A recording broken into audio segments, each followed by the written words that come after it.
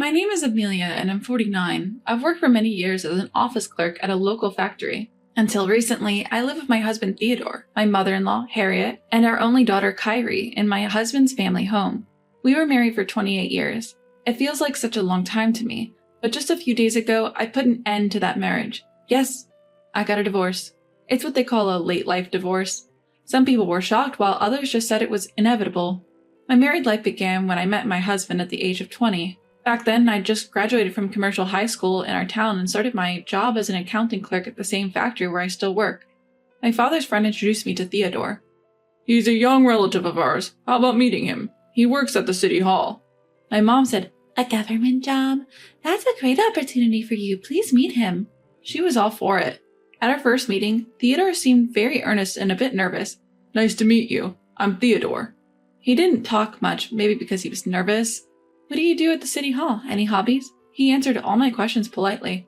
I work at the citizens counter in the city hall. I love fishing, and I often go to the mountains with my friends during my days off. It felt like I was interviewing him. But I thought such an earnest guy would make a good family man. Eventually, Theodore was the one who asked me out. Throughout our dating period, he remained quiet, but slowly began sharing more about his love for fishing. I thought he was opening up to me bit by bit, and a year later, we got married. Since he was an only child, I moved into his family home after our wedding. I didn't know much about my mother-in-law as we didn't meet often during our courtship. I thought she might be as earnest as Theodore, but boy, was I wrong. She was a handful. The day I entered their house, she said to me directly, "Now that you're married, serve me and Theodore properly. Don't you dare talk back." Her sudden arrogance took me by surprise, but all I could reply was, I hope we get along well. My life changed drastically the next day. Woken up at 4 a.m., I cleaned the house and prepared breakfast in Theodore's lunchbox. I wasn't allowed to sit and eat. Harriet instructed me to eat standing in the kitchen, and of course, I was the one to clean up afterward. What surprised me more was Harriet helping Theodore get ready in the morning. She woke him up, brought him warm water to wash his face, and even laid out the clothes for him to wear. She'd smile contently when she saw him dressed in the clothes she chose, and he looked as if it was the most normal thing in the world. The last straw for me was seeing her put on his shoes for him as he left for work. I never thought I'd have to deal with such extremes, but my mother-in-law, with clear hostility, told me, "I'll take care of my son, you stay away." My husband seemed to expect his mother to be overly involved and never even thanked her. I wondered, don't you appreciate what your mom does? But more shockingly was her behavior. I realized our future wasn't going to be easy. Moreover, my husband barely paid attention to me. Sure, he had a demanding job, but on weekends, he always prioritized his hobbies. How about we go shopping together once in a while? Even when I suggested, he would reply, "I'd rather go fishing. You can go alone."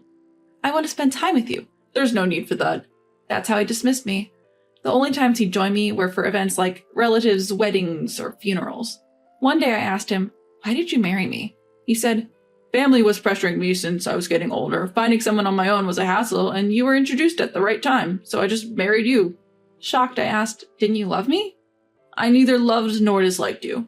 His words shattered me, and I broke down crying, and my troubles were far from over. My mother-in-law cherished her son, but was very harsh on me. "You're just not cut out to be a good wife." That was her go-to phrase. Once I came home late from work and quickly made dinner. She exclaimed, "Don't serve this half-baked meal to my son," and tossed it straight into the trash. Every meal had some issue, too salty or not salty enough. She'd only let me pack freshly made food in my husband's lunch. Any pre-made dishes, tossed out. She'd find faults in my cleaning or laundry too. She'd ask me to polish the entrance floor daily. After polishing, she'd step on it with muddy shoes and complain it was still dirty. When I did laundry, she'd comment, "This softener smells bad, rewash it," and have me redo it. But that wasn't the worst of it, because it fits only in the home. The real trouble was that she'd lied. It's hypocrisy. She'd tell our neighbors and relatives all sorts of made-up stories about me, how I neglected housework, mistreat her son, and bully her daily. She'd narrate these lies as if they were the truth, even shedding tears for effect. "My daughter-in-law is..." So everyone believed her. You should be more considerate of your mother-in-law. "She did raise your husband, after all." How many times was I lectured by neighbors and relatives? I considered divorce, but then I got pregnant. Maybe once the baby's here, he'll change. Even if he doesn't care about me, he'll adore our child. Maybe the baby will bridge the gap between me and my mother-in-law. At least that's what I hoped, but I was wrong. Both of them wanted a boy. They were there at the hospital when I gave birth, but when they heard the baby's gender, they didn't even look at the baby's face. What, a girl? I still remember my husband's words like it was just yesterday. Even my mother-in-law lamented, "Not a girl." Her face fell, sighing deeply. We named our daughter Kyrie, a name I came up with. The two of them had only thought of boy names. My husband had always dreamt of taking his son fishing, and my mother-in-law longed for a grandson who looked just like him, so they hardly paid any attention to our daughter. But I believed that over time they would come to adore her as feelings grew. While my husband did fulfill his responsibilities as a father by providing for Kyrie's education and attending important events, he did so out of social obligation, not genuine affection.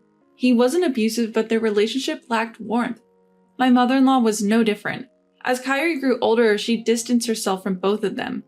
I often thought of divorcing him, but he did provide the basic necessities as a father. I felt that having a father figure might be beneficial if something happened in the future that I couldn't handle alone. And his income was higher than mine. Raising Kyrie would need money. With that in mind, I couldn't easily decide to divorce him. By the time Kyrie reached high school, she seemed to understand my predicament, saying, "You can divorce Dad. I can get a part-time job." But even if I divorced, my parents were gone, and going back to my brother's house would just be a burden. Every day, I juggled house chores, work, and taking care of Kyrie. But the year Kyrie became a working adult, an event put an end to our life's monotony. It all began with my mother-in-law's hospitalization. On a cold winter day, during her usual morning walk, she slipped on an icy path. Unable to move, a newspaper delivery person found her and called an ambulance. Both my husband and I took time off work and rushed to the hospital. The doctor informed us, "Given her age, her bones and muscles have weakened. Even if she recovers, she might not regain full mobility." To which my husband replied indifferently, "Oh, okay," adding, "Please tell my wife the rest," shirking responsibility. He didn't even visit her. Instead, he indulged in his favorite pastime, fishing. After work, I visited her daily, bringing laundry and attending to her needs. Yet she complained to the nurse, "My daughter-in-law is so inconsiderate." I was complaining to the nurse who was in charge. The nurses trying to comfort her said, "She visits every day. You're lucky to have such a caring daughter-in-law." But my mother-in-law continued, "She only pretends to be good. She's always been so cruel to me." Moreover, she blamed me for her son's absence, exclaiming, "It's because of the nonsense you filled his head with that he doesn't visit. What a horrid daughter-in-law." "That's how you insulted me?" I couldn't tell her the truth about his fishing, so I just mumbled, "He's been really busy." True to the doctor's predictions, her fracture healed slowly. There was an outbreak of a severe flu in the city, and even the hospital started showing signs of its spread. During this time, she contracted the flu and developed a high fever. Despite her condition, my husband remained indifferent. "I can't believe you," I exclaimed. "Your own mother is in a dangerous situation, and you want to go fishing? Show some concern for her." But my husband replied, "I told you, I'm leaving it up to you." And he didn't change his mind about going fishing. I felt a deep disdain for him, and after all the love and care he received from his mother, how could he be so cold-hearted? Then an event occurred that made me lose all patience with him. One weekend morning, as he was preparing to go fishing again, I stopped him. "You're visiting your mother in the hospital today. She's always taken such good care of you. At least show her your face." I confronted him at the entrance, trying to prevent him from leaving, but with a look of deep annoyance, he said, "All those things she did for me, she did them on her own. I never asked for any of it." I was left speechless. I couldn't believe what he had just said. He glanced at my shocked expression and said, "My fishing buddies are waiting. I won't be back until the day after tomorrow." With that, he left. Our daughter, who had witnessed everything, said, "Dad's so heartless." She muttered this with clear disdain. That night, I received a call from the hospital saying that my mother-in-law was in critical condition. I rushed over immediately. She had been moved to the ICU and was wearing an oxygen mask. Apparently, she had developed pneumonia, the doctor told me. "Tonight might be crucial." Of course, I tried to contact my husband immediately, but he ignored my texts and calls and didn't respond to my emails. I was disgusted with him. Why should I have to run around for a woman who had always been treated so poorly by her own son?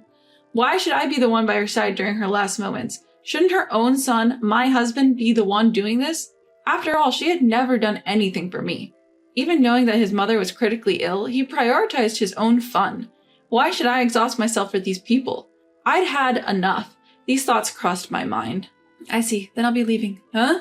I told the doctor, who looked at me in surprise. "It's better if her son is here. I'm going home." I left the hospital in a hurry. When I got home, My worried daughter was waiting. "How is she?" she asked. "It seems she might pass away tonight, but honestly, I don't want to be the one taking care of her, so I came back," I replied. She nodded, asking, "What will we do next?" "We're going to get divorced. You're old enough now." "That sounds good. I've been thinking of living alone. I've always been worried about you." "Thank you." The next morning, we left our home early. It might be uncomfortable, but we decided to go back to my childhood home. When we arrived and told my brother and his wife what happened, they were furious that I hadn't said anything sooner. A few days later, I had a flood of missed calls and text messages from my husband. I ignored them all, but eventually reached out. "What the hell are you doing? "Well, You left when you knew my mother was critical. Because of you, I had to rush back from my trip. you should have. She's your mother, after all. It's your responsibility." I expected you to take care of her." "I never said I understood. And after all the care she received, don't you think it's time to give back a little?" I spoke with a sharp tone. My husband fell silent, but I pressed on. "So, how's your mother doing now?" "She's stable, but she's weak, and they said she won't be able to move like before." "So, are we putting her in a care facility?" "That's gonna cost a lot. Why don't you just take care of her?" "I won't." "Excuse me?" My husband sounded puzzled by my response. I said I won't. I don't want to be with someone who's indifferent when others are in need, and I certainly don't want to care for a mother-in-law who constantly belittles and lies about me. "So, what? You're saying you want a divorce?" Yes, I do. Even Kyrie agrees with me. "She's okay with abandoning her grandmother and father?" Excuse me? You've always been indifferent to Kyrie. Now you're saying she's the one abandoning? Don't be ridiculous. My husband fell silent again, but quickly retorted. "But you're just a clerk at a small-town factory, right? How will you manage without me?" He mocked my job, using finances as leverage. "Oh, I'll be fine. I earn as much as you do." "You're lying." I'm not. How long do you think I've been at that company? I'm in a senior management position and soon I'll be on the board. Plus, Kyrie's working now. I've always worked at that factory since graduating, juggling household chores and raising Kyrie. There were times I wanted to quit because of the physical strain, but I couldn't afford to lose the income. I worked hard with that mindset. Over the years, the company grew from a small town factory to one of the largest in the region, and I climbed the ranks to a senior position. Now I'm able to take a seat on the board. But it's no surprise my indifferent husband didn't know. All he cared about was fishing. I've made up my mind to divorce you. From now on, let's communicate through our lawyers. "Hold on, we're married, aren't we? Let's talk this out." I won't wait. The situation made it clear to me how self-centered you are. Goodbye. Ignoring my husband's pleas, I hung up the phone. After that, I proceeded with the divorce through my lawyer. He initially resisted, saying, "A divorce would look bad. We have my mother's care to think about." But I was adamant. Eventually, he reluctantly signed the divorce papers. Of course, I made sure to get a fair share of the compensation and assets. My ex-husband ended up taking care of his mother at home. He wanted to place her in a care facility, but she insisted on being cared for by her son, so he had no choice but to provide home care. However, given his history of indifference, it's no surprise he struggled with the demands of caregiving. Their relationship deteriorated with constant arguments. I heard they fight every day. Just the other day, as I passed their house, I heard them shouting at each other. A neighbor mentioned, with a wry smile, that their arguments often last till late at night. My daughter Kyrie started living on her own, and I rented an apartment near my workplace. The apartment allows pets, so I recently got a turtle. Watching its leisurely pace makes me feel like the hectic pace of my life has slowed down.